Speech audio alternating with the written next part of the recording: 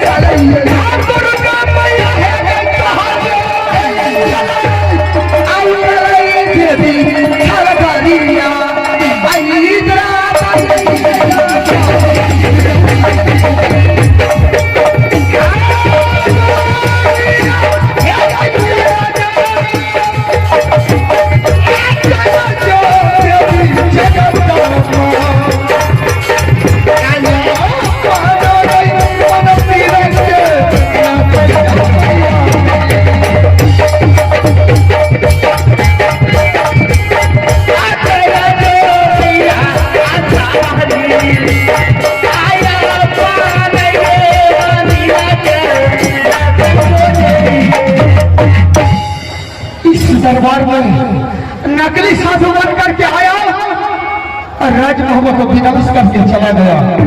मैं अब इस जगह से जाता हूँ काशी धाम। वहां जो नकली साधु अगर मिल गया, एक एक नकली साधु को चून करके जब तक मैं नहीं मारूंगा तब तक राज मोहम्मद लौटकर नहीं जाऊंगा। ठीक है, मैं अब यहाँ से काशी की ओर चलता हूँ। अरे यहाँ का पढ़ता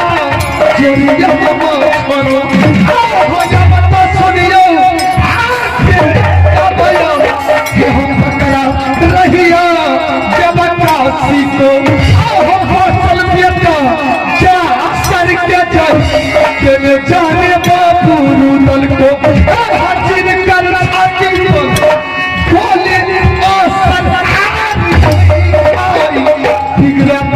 गर्म हवा के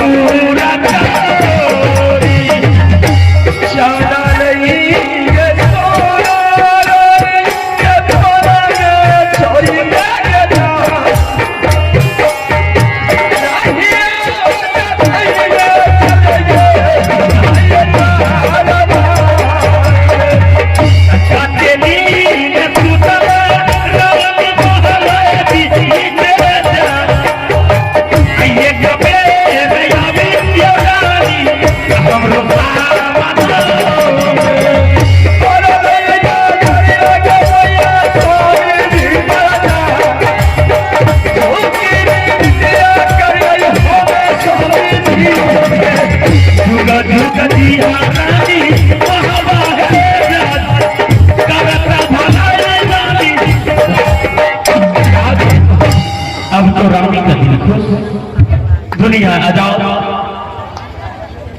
अब कोई कीर्तन नहीं रहा। अब तो तुम बहुत खुश हो, शायद तुमसे ज्यादा खुश नहीं। क्या खुश रहिएगा, क्या खुश रहिएगा। मैं समझती हूँ आपके दिल के बात, जो अपने भाई को अपने हाथों से कत्ल करते हैं, और उनके दिलों में क्या गुजरता होगा वो मैं जानती हूँ। जो देवर को मैं बेटा के समान मानती थी, वो देवर मेरे आज आंखों के सामने से चले गए।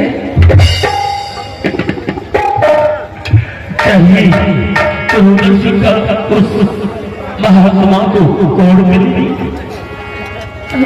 मैंने रुदल का कलेजा निकाल कर तुम्हारे सामने हाजिर कर रहा और उस महात्मा को दे दिलाना, ताकि वो खुश होकर यहाँ से चली जाए।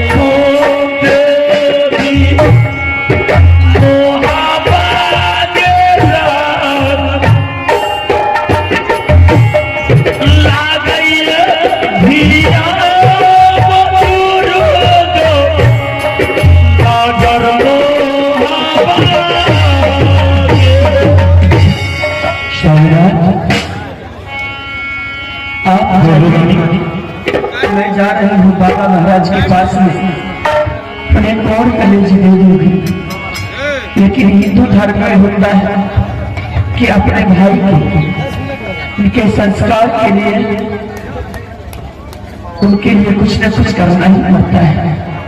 जब आप अपने भाई साहब को अपने हाथों से कत्ल किए हैं, तो ये राजा का पोशाक आप अपने तन पर से उतार दीजिए और जाइए गंगा जी में अपना स्नान कर लीजिएगा। स्नान करके फिर वापस आ जाइएगा। कहीं आप लौट करके नहीं आइएगा ना तो आपकी रानी इस रंग महल में मर जाएगी।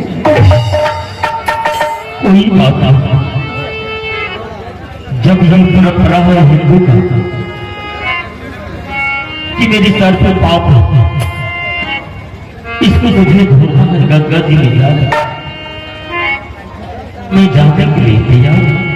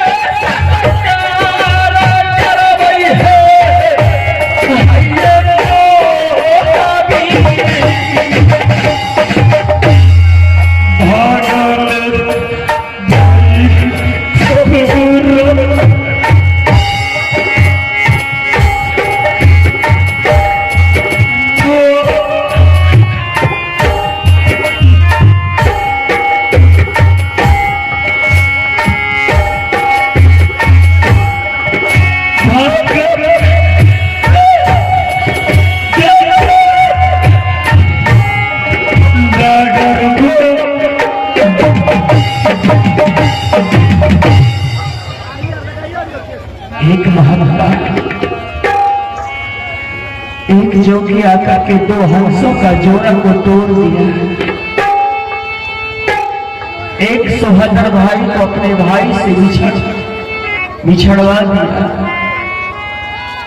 एक भाई को अपने भाई से कत्ल करवा दिया।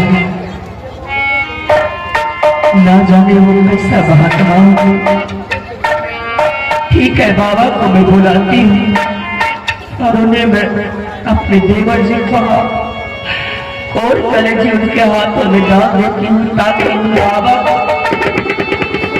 संतुष्ट हो जाए और वो फिर से अपना कुटी पर चले जाए।